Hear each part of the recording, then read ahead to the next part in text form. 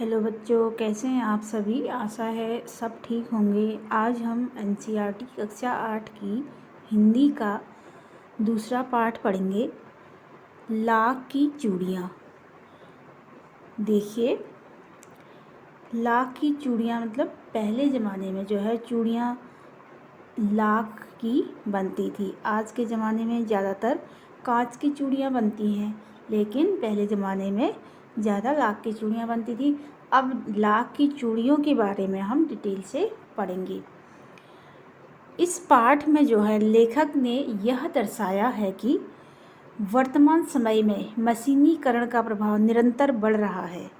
यहाँ पर जो है लेखक ने क्या दर्शाया है कि वर्तमान समय में जो अभी का समय है, इसमें जो है मशीनीकरण का प्रभाव ज़्यादा बढ़ रहा है और हाथ के जो काम हैं, हाथ से जो काम थे, कारीगरी जो लोगों की थी, वो जो है बहुत कम होते जा रहा है, लगभग ना के बराबर होते जा रहा है, क्योंकि ज़्यादातर मशीनी युग चल रहा है और जिससे लोग जो है बेरोज़गार हो रहे हैं और उनके जो पैतृक काम होते हैं, उद्योग धंधे भी समाप्त होते जा रहे हैं और मशीनें जो है उनकी कला को ले लेती हैं, जिससे वे लोग ज़्यादातर बेरोज़गार हो रहे हैं।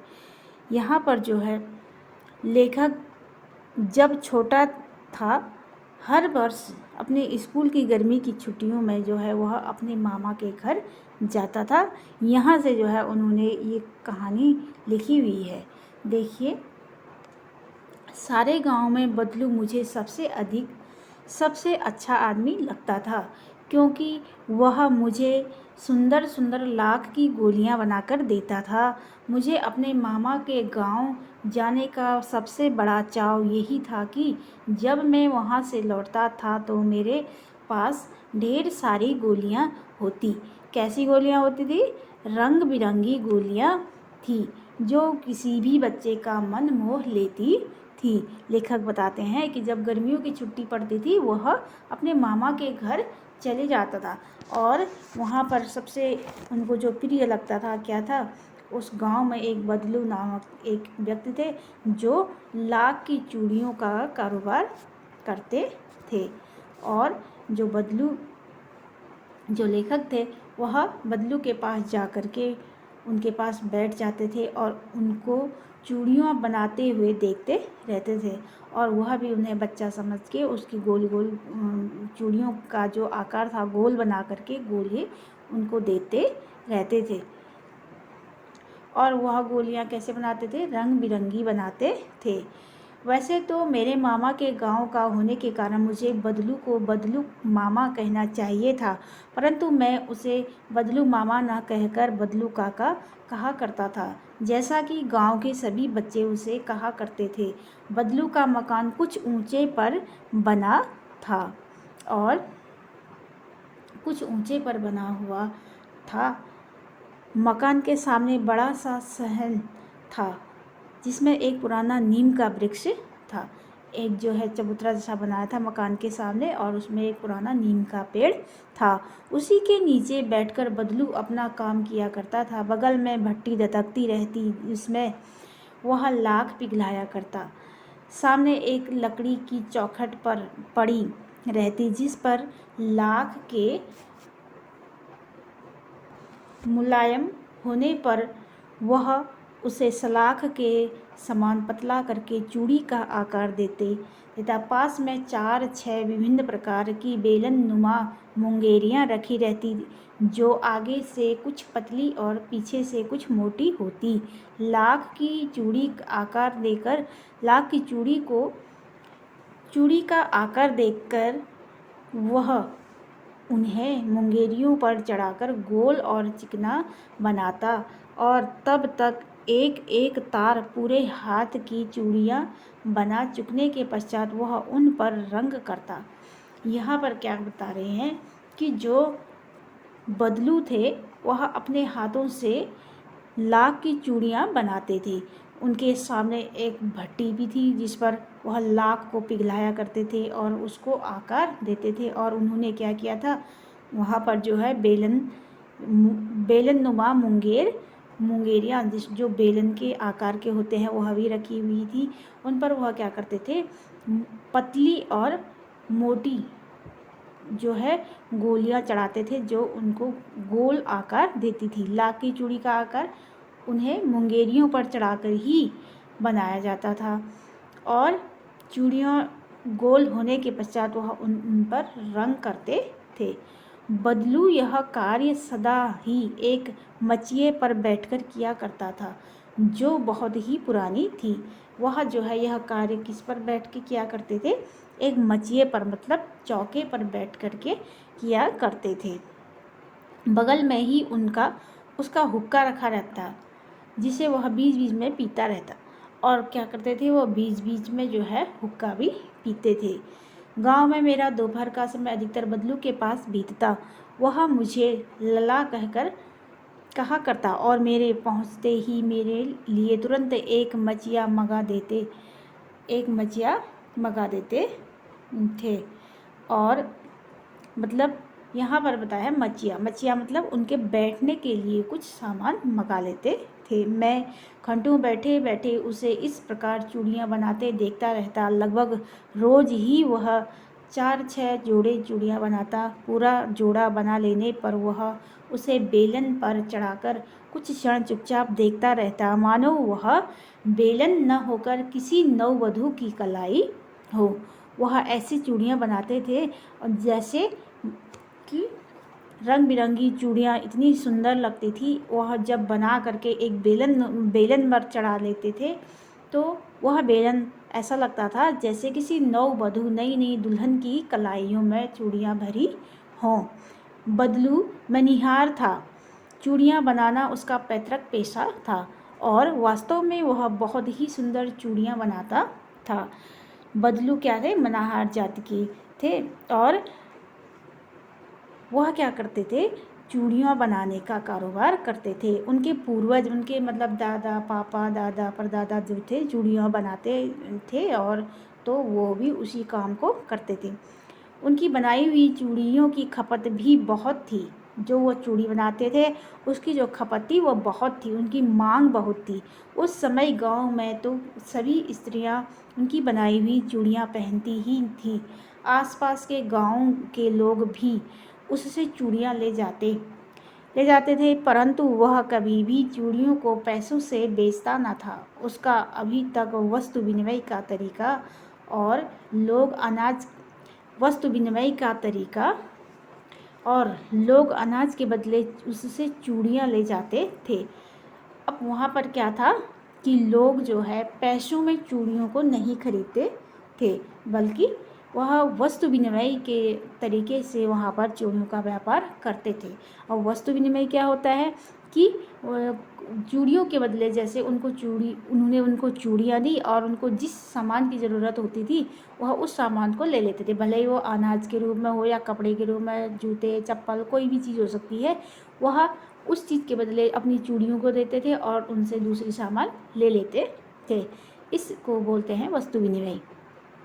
बदलू स्वभाव से बहुत सीधा था। मैंने कभी भी उसे किसी से झगड़ते नहीं देखा। हाँ, शादी विवाह के अवसर पर वह अवश्य जिद पकड़ जाता था।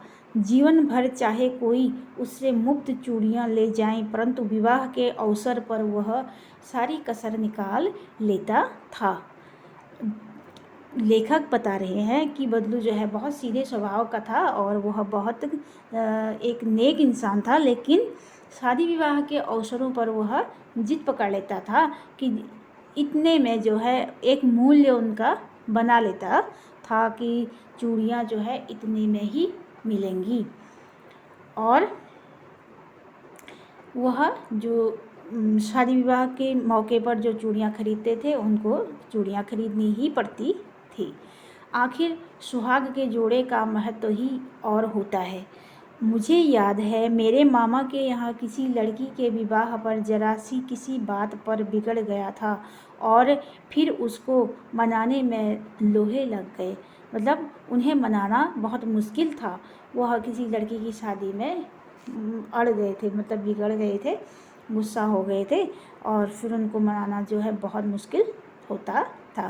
विवाह में इसी जोड़े का मूल्य इतना बढ़ जाता था कि उसके लिए उनकी घरवाली को सारे वस्त्र मिलते, ढेरों अनाज मिलता, उसको अपने लिए पगड़ी मिलती और रुपये जो मिलते सो अलग।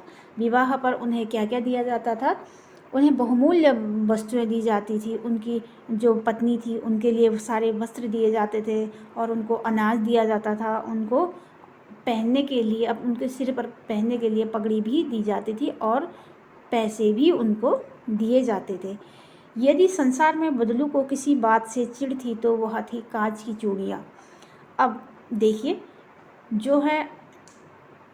जो लाख की चूड़ियाँ थी वह उनका पेशा था और उससे उनका कारोबार चलता था। और बदलू को जो चिढ़ थी वह किससे थी? कांच की चूड़ियों से थी, क्योंकि कांच की चूड़ियों के प्रचलन के बाद जो है बदलू का कारोबार एकदम से बंद हो जाता था।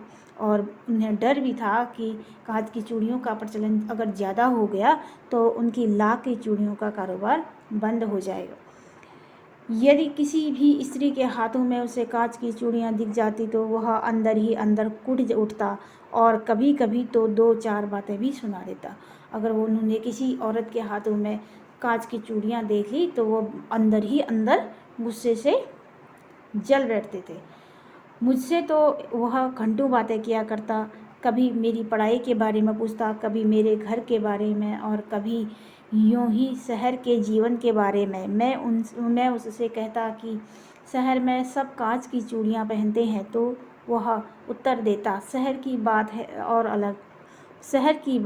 है लला, वहाँ तो सभी कुछ होता है। वहाँ तो औरतें अपने मर्द का हाथ पकड़कर सड़कों पर घूमती हैं और फिर उनकी कलाइयाँ नाजुक होती हैं ना। लाख की चूड़ियाँ पहने तो मौज ना आ जाए। और वह बोल रहे हैं कि जो लेखक हैं वह लेखक जो है जो शहर की बातें उनको बताते हैं और बताते हैं कि वहाँ पर जो औरतें हैं वह कांच की चूड़ियाँ पहनती हैं। और तब बदलू उनको समझा रहे हैं कि शहर की जो ज़िंदगी है वह बहुत अलग है और वहाँ की जो औरतें होती हैं वह अपने पतियों के हाथ को पकड़ करके बाज़ार में घूमती हैं और उनकी कलाइयाँ भी बहुत नाजुक होती हैं। और अगर लाख की चूड़ियाँ पहनेंगे तो उनके कलाइयों पर मोच आ जाएगी, क्योंकि लाख की चूड़ियाँ क्या होती हैं? वजन वाली होती हैं। कभी कभी बदलू मेरी अच्छी खासी खातिर करता। जिन दिनों उसकी गाय के दूध होता वह सदा मेरे लिए मलाई बचा कर रखता और आम की फसल में तो मैं रोज़ ही उसके यहाँ से 2-4 आम खा आता था। परंतु इन सब बातों के अतिरिक्त जिस कारण वह मुझे अच्छा लगता वह यह था कि लगभग रोज़ ही वह मेरे लिए 1-2 गोलियां बना देता। जब लेखक बता रहे हैं कि वह उसे बहुत अच्छा लगता था और दोनों मतलब जो लेखक थे और जो बदलू था एक दूसरे को बहुत अच्छा मानते थे और वह लेखक की बहुत खातिरदारी करते थे। जब उनके वहाँ दूध था तो उन्हें वो दूध भी पिलाया करते थे और आम थे तो उनको आम खिलाया करते थे रोज़। और जो उन्हें बहुत अच्छे लगते थे वो क्यों लगते थे? वह उनके लिए 2-4 गोलियाँ रोज़ जो है चूड़ियाँ बना करके दे देते थे, क्योंकि वह बहुत छोटे थे और उन्हें वह गोलियाँ अच्छी लगती थी, खेलने में खेलते रहते थे। मैं बहुधा हर गर्मी की छुट्टी में अपने मामा के यहाँ चला जाता और 1-आध महीने वहाँ रहकर स्कूल खुलने के समय तक वापस आ जाता। परंतु 2-3 बार ही मैं अपने मामा के यहाँ गया हूँगा। तभी मेरे पिता की एक दूर के शहर में बदली हो गई और एक लंबी अवधि तक मैं अपने मामा के गांव न जा सका। तब लगभग 8-10 वर्षों के बाद जब मैं वहाँ गया तो इतना बड़ा हो चुका था कि लाख की गोलियों में मेरी रुचि नहीं रह गई थी। अतः गांव में होते हुए भी कई दिनों तक मुझे बदलू का ध्यान न आया।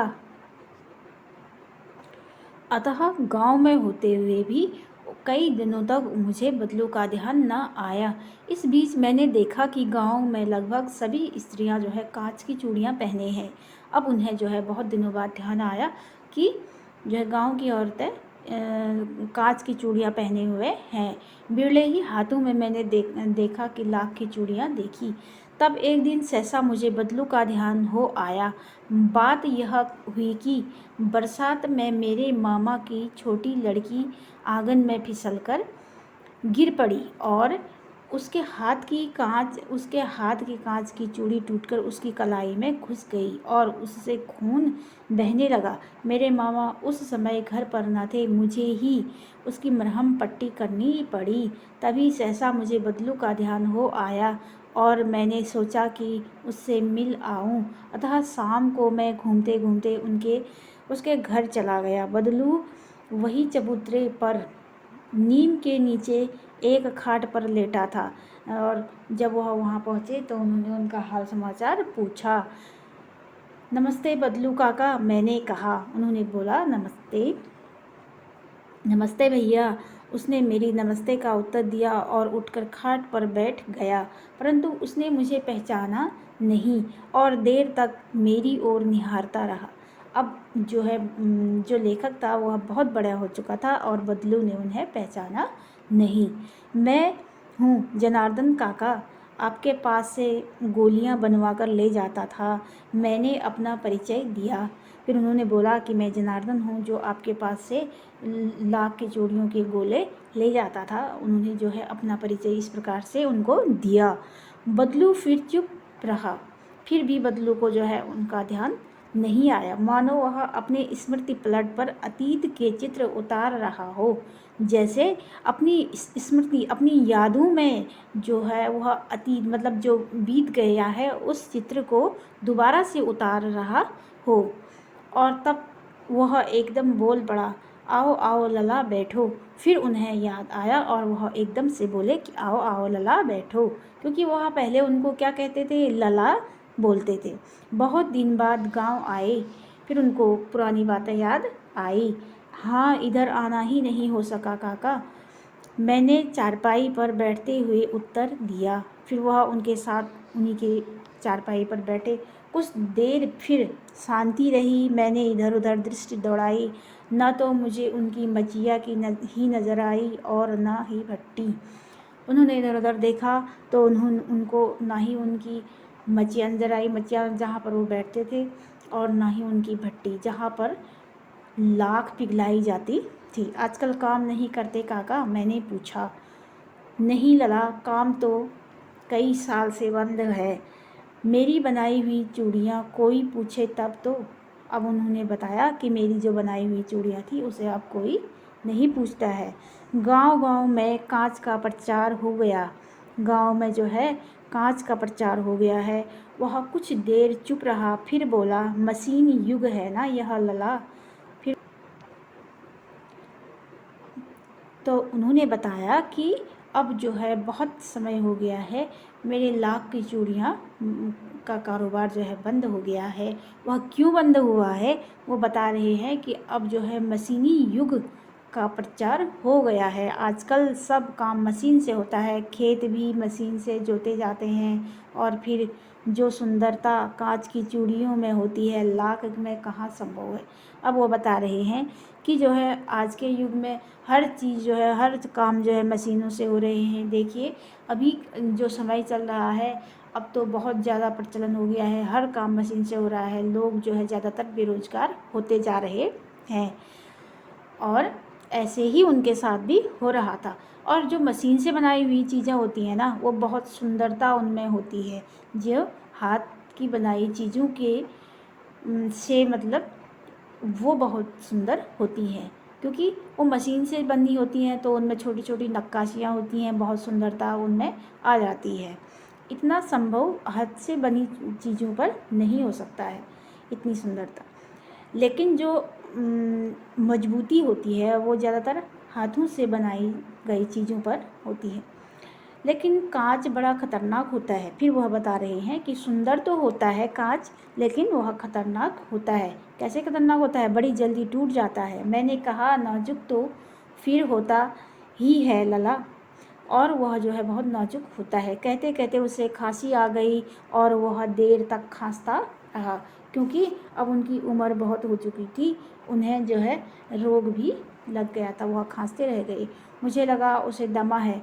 अवस्था के साथ साथ उनका शरीर ढल चुका था, उनके हाथों और माथे की पर नसें उभर आई थी और वह बहुत कमज़ोर हो गए थे। उनके हाथों और जो माथे पर जो है नसें उभर आई थी, उभर आना मतलब दिख रही थी। जाने कैसे उसने मेरी शंका भांप ली और बोला, दवा नहीं है मुझे, फसली खांसी है। अब लेखक सोच रहे थे कि इन्हें दमा हो सकता है, लेकिन उन्होंने उन्हें भांप लिया, जान लिया कि यह क्या सोच रहे हैं। उन्होंने बोला कि मुझे दमा की बीमारी नहीं है। दमा मतलब सांस की जो बीमारी होती है।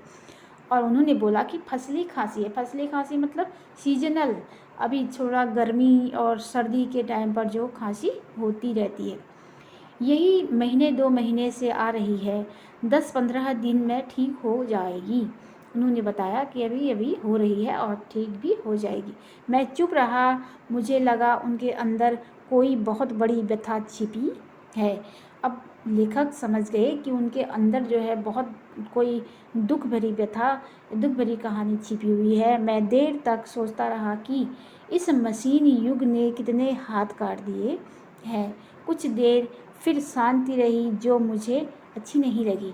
उन्होंने सोचा, देखिए यहाँ पर एक चीज़ बताया है कि इस मशीनी युग ने कितने हाथ काट दिए। इसका मतलब है कि आज जो है मशीनी युग ने कितने लोगों से रोज़गार छीन लिया है।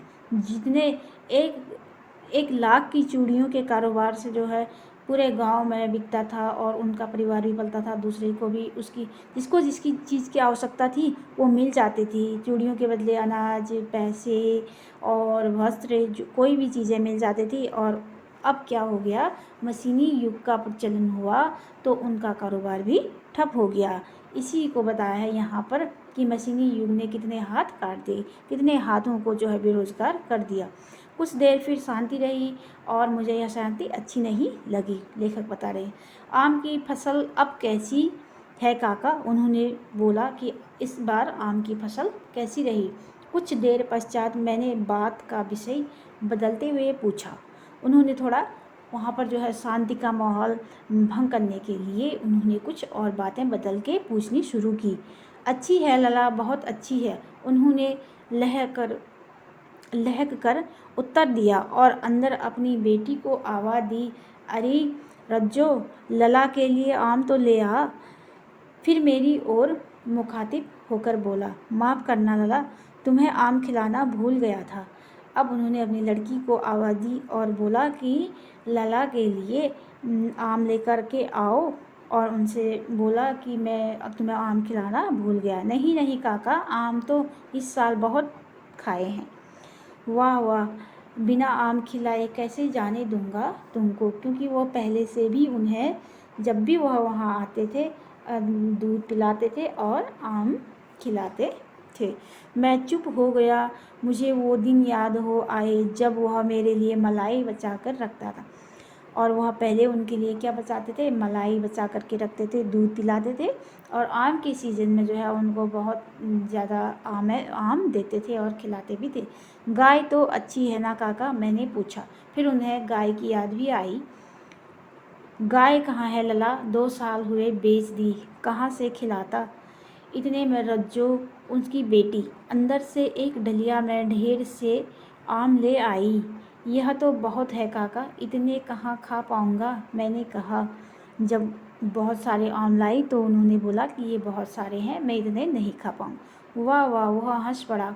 शहरी ठहरे ना, मैं तुम्हारी उम्र का था तो इसके चौगुने आम एक वक्त में खा जाता था।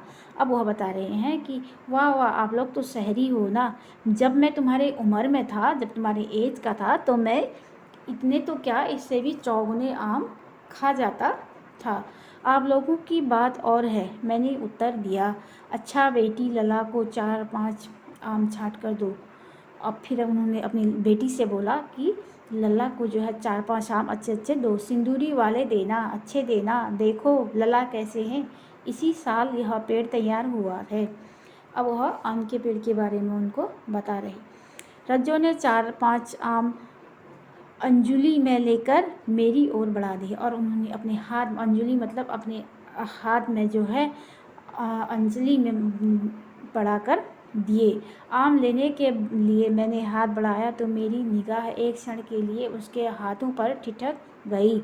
गोरी गोरी कलाइयों पर लाख की चूड़ियाँ बहुत ही फब रही थी। जो उनकी लड़की थी उनके गोरे गोरे हाथों पर जो है लाख की चूड़ियाँ पहनी थी और वह बहुत सुंदर लग रही थी। बदलू ने मेरी दृष्टि देख ली और बोल पड़ा, यही आखिरी जोड़ा बनाया था जमींदार साहब की बेटी के विवाह पर। 10 आने पैसे मुझको दे रहे थे, मैंने जोड़ा नहीं दिया, कहा शहर से ले आओ। अब वो समझ गया बदलू और उन्होंने मुझे उनको बता दिया कि मैंने जो है लास्ट जो है आखिरी जोड़ा जो है यही जोड़ा बनाया था जो उनकी बेटी ने पहना हुआ था।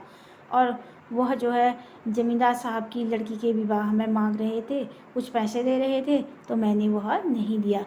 और उन्होंने क्या बोल दिया कि तुम लोग शहर से ले आओ। मैंने आम ले लिए और खाकर थोड़ी देर पश्चात चला आया। मुझे प्रसन्नता हुई कि बदलू ने हारकर भी हार नहीं मानी थी। उसका व्यक्तित्व कांच की चूड़ियों जैसा न था कि आसानी से टूट जाए। यहाँ पर उन्होंने बताया है कि जो है बदलू ने फिर भी हार नहीं मानी और कांच की चूड़ियाँ तो एकदम से टूट जाती हैं और उनकी बनाई हुई चूड़ियाँ जो है बहुत समय तक रहती हैं। ये कहानी जो है कामता नाथ ने लिखी हुई है। चूड़ियों के दाम से बेचकर, तभी तो चूड़ियों को कम दामों में बेचकर उसने अपने नियम नहीं तोड़े। वह नियम के पक्के थे, उन्होंने चूड़ियों के दाम कभी कम नहीं किए। इस कहानी से हमें क्या संदेश मिलता है कि हमें भी कहीं पर भी अपना हौसला नहीं खोना चाहिए। ठीक है, आप लोगों को यह वीडियो कैसा लगा, समझ में आया कि या नहीं, कमेंट बॉक्स में ज़रूर लिखिएगा। और इस चैनल को आप लोग सब्सक्राइब और लाइक ज़रूर कीजिए और शेयर भी, ताकि आप सब तक मेरी सारी वीडियो पहुंच पाए। ठीक है, धन्यवाद।